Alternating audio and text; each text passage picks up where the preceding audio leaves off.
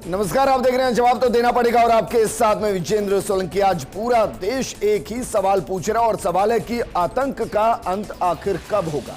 कब तक बेगुनाह यूं ही जिंदगी को गंवाते रहेंगे? और क्या आतंक वो रक्त बीज हो चला है जिसको खत्म नहीं किया जा सकता, या फिर आतंक देश के अंदर उस हद तक खत्म हो चुका है कि जहां बस जड़ों को मिटाना बाकी मूल नाश लगभग हो चुका है। बहरहाल राजस्थान के चोमू में जो 4 लोग जिंदगी गंवाते हुए नजर आए आतंकियों की गोलियों की वजह से, उसके बाद प्रदर्शन हुआ था, ग्रामीणों से समझाइश हो गई है और सहमति बन गई। मृतक राजेंद्र के परिजनों को 50 लाख का मुआवजा, 2 बच्चों को संविदा पर नौकरी और एक डेयरी बूथ और शवों को अंतिम संस्कार के लिए घर के लिए रवाना किया गया। वहीं 20 लाख रुपए का मुआवजा जम्मू कश्मीर सरकार भी देगी, लेकिन यह इंसाफ हुआ परिवार के साथ। जो इस दुनिया से चले गए उनके लिए इंसाफ होगा, उन आतंकियों को जहन्नुम पहुंचा देना जिन्होंने उनकी जान ली। उस 2 साल के बच्चे के साथ इंसाफ तब होगा जब उन आतंकियों के साथ उनके आतंकी संगठन का मूल सर्वनाश कर देना।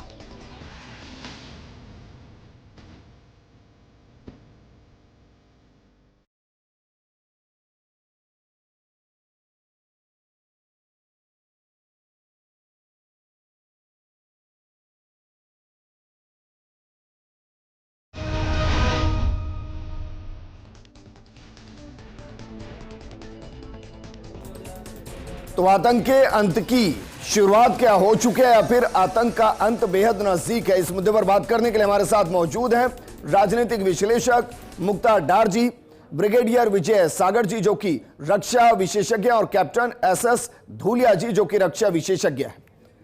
एसएस धूलिया जी, शुरुआत आपके साथ। जम्मू कश्मीर में क्या यह माना जाए कि आतंक का अंत सफाया नजदीक है या फिर ये वो रक्त बीज जिसको खत्म नहीं किया जा सकता? एक कहावत है राजस्थान में कि चोर को क्यों मार रहे हो, चोर की माँ को मारो। जब भी ये चीज़ें होती है उसके पीछे कोई न कोई हाथ होता है। किसी की हिम्मत नहीं कि कोई आपके घर में आकर आपको चैलेंज करे। सबसे पहले तो जो भी उस एरिया में सुरक्षा कर्मी हैं उनको रिस्पॉन्सिबिलिटी होनी चाहिए कि पहले तो वो जवाबदेह हो कि ये घुसा कैसे है। दूसरा, वहाँ जो इंटेलिजेंट है क्या उनको पता नहीं है कि वहाँ स्लीपिंग सेल कितने हैं?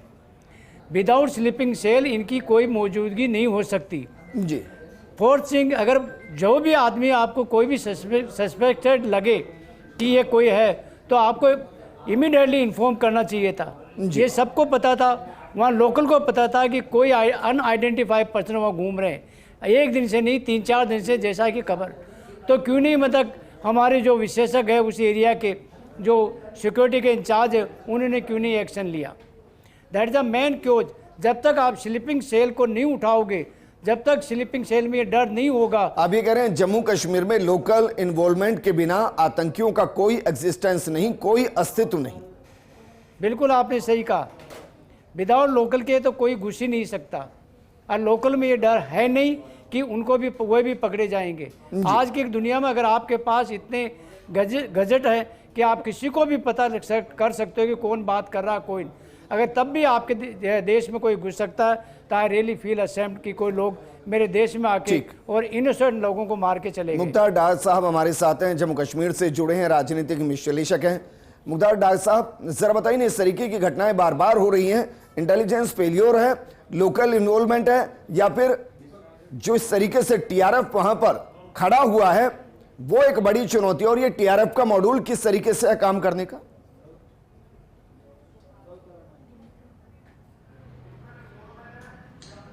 पहले तो मैं इस चीज़ से की मजम्मत करता हूँ कि ये जो हादसा हुआ है, यहाँ पे जो ये लोगों यात्रियों पे हमला हुआ है, भरपूर मजम्मत करते हैं, क्योंकि एक इंसान का कत्ल पूरी इंसानियत का कत्ल है।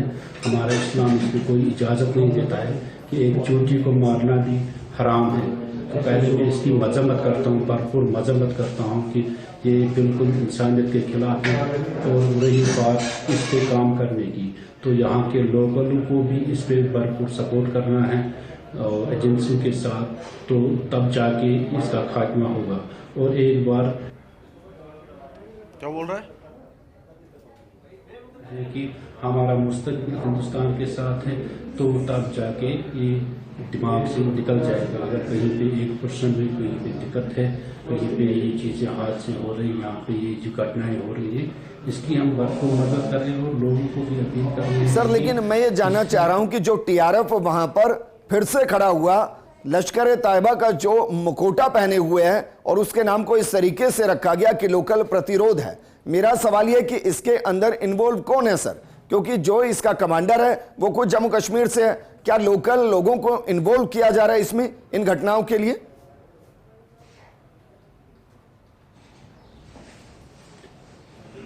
जी, मैं भी हो सकता है यहाँ पे जो हालात हैं, यहाँ बिल्कुल 30 साल से जो हालात कश्मीर के हैं, इस वजह से में भी हो सकता है, लेकिन उन पे कड़ी नज़र रखनी है और उस पर पूरा एक्शन करना है। वो डिपेंड है ना कि लोकल जब अवेयर रहेंगे, कहीं से भी उनको लगेगा कि कहीं पे भी दिक्कत है तो वो इन्फॉर्म करें।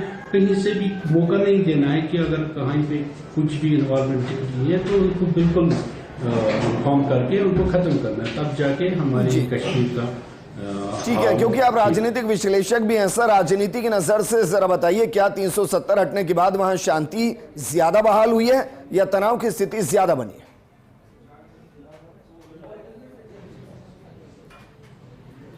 नहीं, बिल्कुल शांति बनी हुई है। बहुत कम केसेस आप देखेंगे बिल्कुल कि इससे पहले बहुत यहाँ कैजुअलिटी होती थी, स्टोन पेल्टिंग होती थी। अभी अभी बिल्कुल 99% हालात बिल्कुल काबू में हैं। तो उसमें आपको बीजेपी का भी उन्होंने रोल अदा किया यहाँ पे, कि उनका हम शुक्रिया अदा करते हैं। हालांकि हमें सियासी पार्टी के साथ कोई वास्ता नहीं है। ठीक है, डा साहब आप हमारे साथ बने रहिए। ब्रिगेडियर विजय सागर जी भी हमारे साथ जुड़े हैं। ब्रिगेडियर विजय सागर जी, सर क्या वाकई में इंटेलिजेंस की कमी रह गई, नेग्लिजेंसी रह गई, या हमें अंदाजा ही नहीं था कि इस तरीके की घटना घट सकती है और इसलिए ऐसी घटना घटी? और मेरा सवाल इससे आगे एक और है, 48 घंटे से ज्यादा हो गए हैं सर, अभी तक कोई सुराग नहीं लगना, ये किस तरफ इशारा करता है? देखिए, आपकी इतनी इंपॉर्टेंट और चेरिश चैनल है, आपकी इतनी इज्जत है, आपकी इतनी व्यूअरशिप है, तो ये लगता है यदि ये सवाल पूछने हैं आपने, उस आदमी से पूछिए जो इस काम में माहिर है, जो इस काम में एक्सपर्ट है, एक्सपर्टीज है, जो इस काम को कर चुका है जी। खामखा लोगों में भय फैलाने के लिए बोलना कि यहाँ सारे लोकल्स इन्वॉल्व हैं, सारे जम्मू कश्मीर के लोग पाकिस्तानी हैं, एंटी नेशनल्स हैं, ये एब्सोल्यूट बकवास है। और जो भी ऐसे बोलता है उसको अपना मुंह बंद रखना चाहिए जी। नंबर 2, ये सुरक्षा का मामला है, ये आर्मी इन्वॉल्व है इसके अंदर एक्टिवली, जे.एंड.के के अंदर पिछले 40-50 साल से। और मैंने भी 3 टेन्योर्स यहाँ किए हैं काउंटर इंसर्जेंसी ग्रिड में, मुझे एग्जैक्टली पता है काम कैसे होता है। आपकी इंफॉर्मेशन के लिए, आपके दर्शकों के लिए, मेरी 2 PhDs हैं, एक राजस्थान यूनिवर्सिटी से, एक JNU से, इसी सब्जेक्ट पे। तो ये काम कैसे होता है, क्यों हो रहा है, तो इसके लिए जो है इसकी विस्तृत जानकारी सही आदमी से लेनी चाहिए जी। अभी सुनिए मेरी बात, ये जो इंसिडेंट हुआ है, ये इंसिडेंट इसलिए हुआ है कि भारत मोदी जी के अंडर दिन रात 2 दुगनी 4 चुगनी प्रगति करता जा रहा है और उसके लिए भारत में एक विश्व गुरु के स्टेज पे पहुंच रहा है। और ये बात बहुत सारे लोगों को हजम नहीं हो रही। कौन लोग हैं वो? अमेरिका की CIA, जॉर्ज सोरेस, उसके बाद चाइना का Netflix, guardian, western press, Washington post journal, अल जजीरा, न्यूयॉर्क टाइम्स, BBC, तो ये लोग कैंपेन करते रहे पूरी इलेक्शन में मोदी जी को हराने की, मगर वो फिर भी हरा नहीं पाए। आज उनके पास एक मौका था कि दुनिया ने इलेक्शन के बाद देखा जम्मू कश्मीर में 60-70% तक वोटिंग हुई कई जगहों पर, तो दुनिया को पता चल गया कि आज तक जो नैरेटिव चलता था कि जम्मू कश्मीर के लोग भारत के साथ नहीं हैं, कॉन्स्टिट्यूशन में उनकी आस्था नहीं है, वो टूट गया है। लोगों ने आगे वोटिंग की है और अपने पसंद के कैंडिडेट चुने हैं, एक को छोड़ के। जो क्वेश्चन के अंडर आता है उसकी हम बाद में बात करेंगे। तो इस सिचुएशन में मोदी जी को नीचा कैसे दिखाया जाए? जब मोदी जी शपथ ग्रहण समारोह में जा रहे हैं, शपथ ले रहे हैं, उसी वक्त कोई हमला होना चाहिए। अब हमला कहाँ होना चाहिए? जहां तक वैली का सवाल है, 370 हटने के बाद जब से MHA ministry of home affairs के अंडर ये सारी ताकत आई है, अभी जम्मू कश्मीर की जो स्टेट गवर्नमेंट थी, जो महबूबा मुफ्ती गवर्नमेंट थी, फारूक अब्दुल्ला गवर्नमेंट थी, ये सब देशद्रोही गवर्नमेंट्स हैं। ये टेररिस्ट को पनाह देते थे, यूनिफाइड हेडक्वार्टर्स को काम नहीं करने देते जी। थे, पुलिस के लोगों को अपना काम करने से रोकते थे। वो अभी खत्म हो गया 370 के बाद, और वैली के अंदर पूरा का पूरा उनके ऊपर पूरा शिकंजा कस जा चुका है। वहां पे छुटपुट घटना होती है और कई घटनाएं विफल कर दी जाती हैं। तो इन्होंने अपनी स्ट्रैटेजी बदल करके अपना रुख शिफ्ट किया राजौरी पुंछ की तरफ मुगल रोड से। तो वहां पे भी हमने देखा जनवरी 22 के बाद वहां पे भी तेजी आई। वहां 20 साल कुछ नहीं हुआ था, तो अब उसके ऊपर भी शिकंजा कस गया है। अब मोदी जी को नीचा दिखाने के लिए कहाँ जाएंगे? एक ही एक्सेस बचा था, वो है राजौरी से, जो बालाकोट से लेके रियासी से लेके नीचे आती है। और अब यहाँ पे इनको टारगेट कौन थे? मिलिट्री के टारगेट थे, पुलिस के टारगेट थे, आरआर के टारगेट थे। उनको टारगेट करने की इनमें हिम्मत नहीं थी, तो इन्होंने निहत्थे सिविलियंस को जो एक पिलग्रिमेज के लिए तीर्थ यात्रा पे माता वैष्णो देवी के पास आए थे, अभी शिवखोड़ी में जाके शिव जी की गुफा में मत्था टेक के वापस जा रहे थे, उनके ऊपर हाथ लगा के हमला किया। हाथ लगाने का मतलब ये है कि ये एका दुक्का 3 आदमी जो हैं ये ऑलरेडी इस इलाके में थे और ये सिक्योरिटी फोर्सेस द्वारा डिटेक्ट नहीं हुए। इसका मतलब ये नहीं है कि सिक्योरिटी फोर्सेस ने कपटी हैं, आर्मी को अपना काम नहीं करना आता। जैसे आपके एक पैनलिस्ट ने बोला, मैं हैरान हूँ कि किस फौज की नौकरी करके आए हुए हैं यहाँ पे, और सबने काम किया है एक इस किस्म के इलाके में जहाँ पे डेंस फॉरेस्ट है, जंगल है, उबड़ खाबड़ जमीन है, नदी नाले हैं, और बड़ी ही मुश्किल से यहाँ पे पहाड़ की जगह है। यहाँ पे 2 आदमियों को ढूंढना इतना आसान नहीं है, परंतु फैक्ट फिर भी ये है कि ये 2 आदमी 3 आदमी वहां पे रेकी करते रहे, और जो घात लगाई है या एम्बुश करी है वो क्लासिकल कॉपी बुक स्टाइल में करी है। एक आदमी ने ड्राइवर को निशाना बनाया, दूसरे आदमी ने दूसरी तरफ से तो पेट्रोल टैंक को निशाना ठीक है ब्रिगेडियर विजय सागर जी, आपने बहुत अच्छे तरीके से बताया सर, और मैंने नहीं टोका क्योंकि मैं आपका पूरा सम्मान करता हूं, और इसी तरीके से मैं ये भी उम्मीद करता हूं कि मेरे जो भी पैनल में है सर, उनकी अभिव्यक्ति का भी आप सम्मान करें। और रही बात कि भाई मोदी सरकार को टारगेट करने की, और आपने कहा कि महबूबा मुफ्ती देशद्रोही रही हैं। सर, देशद्रोही एक बड़ा आरोप है, वो लोकतांत्रिक व्यवस्था के अंदर एक नेता है, और मोदी सरकार के दौरान ही मिनिमम प्रोग्राम के साथ सरकार भी वहां चलाई गई है। बहरहाल मैं इससे आगे बढ़ता हूं, जितनी प्लानिंग आप बता रहे हैं सर, ये प्लानिंग 1 घंटे 2 घंटे में तो नहीं हुई होगी। आप कह रहे हैं इतनी बड़ी प्लानिंग हो गई और पता नहीं चला।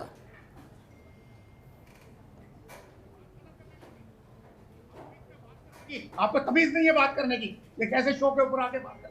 सर, मैं बहुत सम्मान के साथ बात कर रहा हूं सर। आप जिनके लिए कह रहे हैं वो कैप्टन है एसएस धोलिया जी। मुझे लगता है सेना आपस में, क्योंकि सर बहुत सम्मान के साथ पूरा देश सेना को सैल्यूट करता है, अगर आप एसएस धोलिया जी को कटघरे में लाएंगे, वो आपको लाएंगे, मैं इस डिबेट को इस तरीके से आगे नहीं बढ़ाऊंगा, क्योंकि मेरे लिए आपका भी सम्मान उतना ही है और मेरे लिए धोलिया जी का भी सम्मान उतना ही है। सर, माफी के साथ ही मैं आपको रोक रहा हूं सर, मुझे लगा था कि एक कंक्लूजन यहां होगा, लेकिन एक दूसरे पर नहीं। सर, विनोद हमारे साथ जुड़े हुए हैं। विनोद, क्योंकि समझौता हुआ है और देश भावनाओं से चलता है, और भावनाएं ये कह रही हैं कि भाई सिर्फ समझौता नहीं, जिन्होंने सिविलियंस को मारा उनको ढूंढ ढूंढ कर मारना चाहिए, तभी इंसाफ पूरा होगा।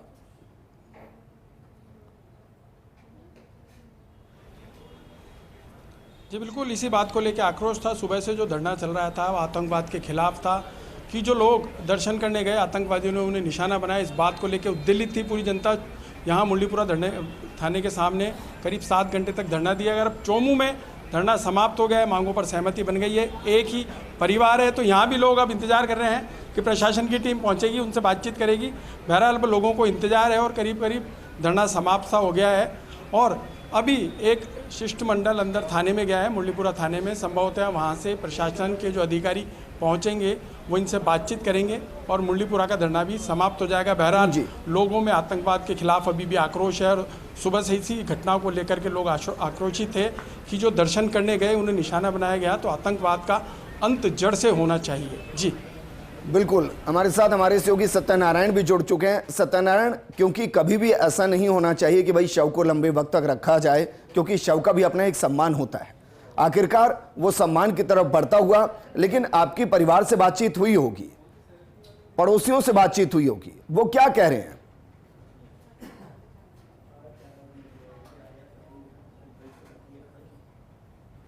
देखिए, परिवार जो मांगे मानी थी वो परिवार ने नहीं बल्कि परिवार के जो निकटतम लोग थे उन्होंने मांगे मानी थी।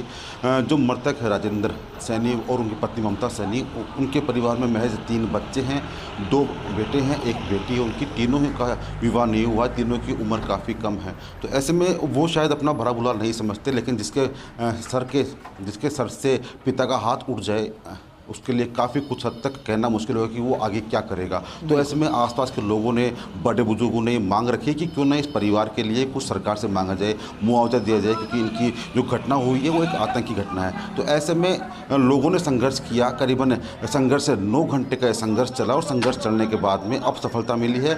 50 लाख रुपये का मुआवजा पीड़ित परिवार को दिया जा रहा है। 10-10 लाख रुपये प्रत्येक मृतक को घोषणा हुई है जम्मू कश्मीर की ओर से, और साथ साथ एक संविदा पर नौकरी और डेयरी बूथ, ये इसके लिए दिया जा रहा है विजेंद्र की जो अब जो जीवन आएगा, कठिन जीवन बिना पिता के, तो उसको वो जी सके। हालांकि इससे उनके माता पिता की पूर्ति नहीं हो सकती, लेकिन जो समस्याएं आती है, आर्थिक समस्या आती है, वो शायद इससे हल हो सकेगी। हालांकि काफ़ी लंबा जीवन है और अब छोटे उम्र के अंदर जो जिम्मेदारियां उसके ऊपर पड़ी है परिवार पर, तो उसको संभालना होगा। तो आसपास के लोगों ने ये भी कहा है कि अब परिवार को संभालने की जिम्मेदारी पूरे गाँव की है, इस पूरे ढाणी की है। तो सभी लोग एकत्रित हुए, अब जाके धरना खत्म हुआ है, पुलिस अधिकारियों ने उनको अपने अपने घरों को भेज दिया है और अब थोड़ी देर पश्चात अंतिम संस्कार शुरू किया जाएगा।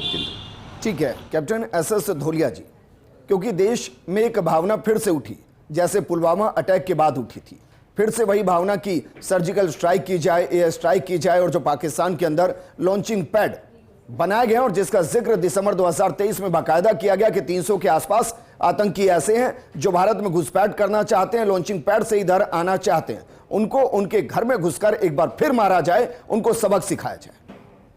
मेरे हिसाब से तो ये कोई अच्छा मौका भी नहीं है। न इस बात के लिए मैं राजी हूँगा कि हमें जो पहले स्ट्राइक की उस हिसाब से स्ट्राइक की जाए। ठीक है, वहाँ की पाकिस्तान की अगर आम पब्लिक आप देखो तो वो हमेशा भारत के साथ है। सिर्फ अगर उनका अगर कहीं भी थोड़ा भी कुछ फ़र्क पड़ता है तो वो आर्मी है। ये जितना भी मतलब वहाँ की आर्मी वही करना चाहती है। इंडिया के पास बहुत से और से सोर्सेज हैं जिससे भी हम उनको सबक सिखा सकते हैं। एंड पाकिस्तान ऐसे भी आजकल अपने घुटनों के बल पे चल रहा है, दूसरों के कहने पे चल रहा है। और जैसे उन्होंने बताया कि बहुत से देश इन्वॉल्व है, ये तो रहेंगे, पर हमें इसका मतलब ये नहीं कि हम अपनी सिक्योरिटी, हमें अपनी अवेयरनेस में कोई कमी आए। बिल्कुल, जो भी कहीं भी ऐसी चीज़ घटनाएँ होती है, बिना लोकल के सपोर्ट के कोई भी आदमी अंदर घुस नहीं सकता, चाहे कितना भी वो एरिया ख़राब हो, कितना भी वो हो। We have to aware of the कि स्लीपिंग सेल कौन है। उन लोगों को चिन्ह आउट किया होता अगर पुलिस ने, ये काम आर्मी का नहीं है, ये काम पुलिस का है। अगर उन्होंने पहले से उनको मॉनिटर की होती तो ये चीज़ अवॉइड हो सकती थी। जी ठीक है, लेकिन सर जिस शेख सज्जाद जो TRF का गठन करता है वो खुद लोकल है वहाँ का, और TRF का जो गठन किया गया वो गठन भी इसलिए किया गया कि इसको धार्मिक रंग ना दिया जाए, एक प्रतिरोध का रंग दिया जाए, और इसलिए लोकल इन्वॉल्वमेंट शायद वहां ज्यादा इस ग्रुप के साथ बड़ी होगी, और ये इंटेलिजेंस को बखूबी पता भी होगा। धोलिया जी, नहीं ऐसा नहीं है कि इंटेलिजेंस मतलब बिल्कुल ही फेल है, वो अपना काम नहीं कर रही है, वो कर रही है अपना काम। मैं ये तो नहीं कहूँगा, लेकिन फिर भी हम कहीं ना कहीं उसमें फेल हुए हैं जी। बेसिकली जिस एरिया के जो जितने भी टेररिस्ट हैं वो बहुत गरीब घर से हैं। किसी भी को आप पाकिस्तान में आगे जाके गन पकड़ा दीजिए, वो चंद पैसों में वो बिकने के लिए तैयार हैं, और वही लोग ये क्रॉस करके अरे ये ऐसा इसको इंतजाम देते हैं। इसके साथ साथ जन्नत का ख्वाब भी तो दिखाया जाता है, कौन बताए कि उनको कि वो जहन्नुम के रास्ते पर चल रहे हैं। मुख्तार डार साहब हमारे साथ हैं। मुख्तार डार साहब, मैं TRF के बारे में इसलिए बात कर रहा हूं सर, क्योंकि जो घटना घटी उसकी जिम्मेदारी TRF ने ली, और TRF को जो रूल करता है वो कश्मीर का ही रहने वाला है। क्या वहां लोकल सपोर्ट की उम्मीद आपको लगती है कि भाई लोकल सपोर्ट है और इसलिए TRF वहां लगातार घटनाएं कर रहा है? इसके पहले एक पत्रकार की हत्या भी जो हुई उसमें भी TRF का नाम आया था।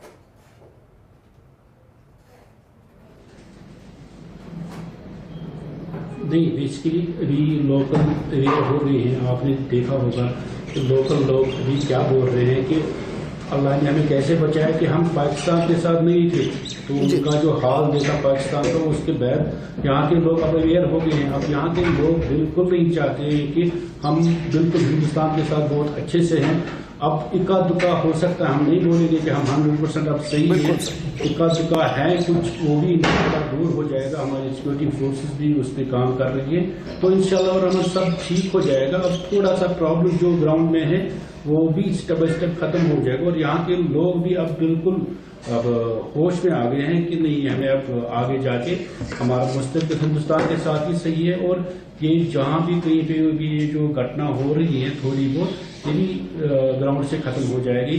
इसमें हम लोगों को भी सपोर्ट करना है, हमें सिक्योरिटी फोर्स के साथ मिल के थोड़ा बहुत कहीं भी दिक्कत होगी वो अवेयर करके इसको सॉल्व करना है। ठीक है ब्रिगेडियर विजय सागर सर, जिस तरीके से हमारी सेना ने तालिबान का अंत किया, जिस तरीके से हमारी सेना ने इंडियन मुजाहिदीन का अंत किया, जिस तरीके से लश्कर ए तैयबा की जड़ों को भारत से बाहर फेंक दिया, हम मानकर चले ना कि जल्द टीआरएफ का भी अंत कर दिया जाएगा, क्योंकि निशाने पर होंगे, रडार पर होंगे, और जल्द उनका भी जानूम पहुंचाने का टिकट हमारी सेना काट रही होगी।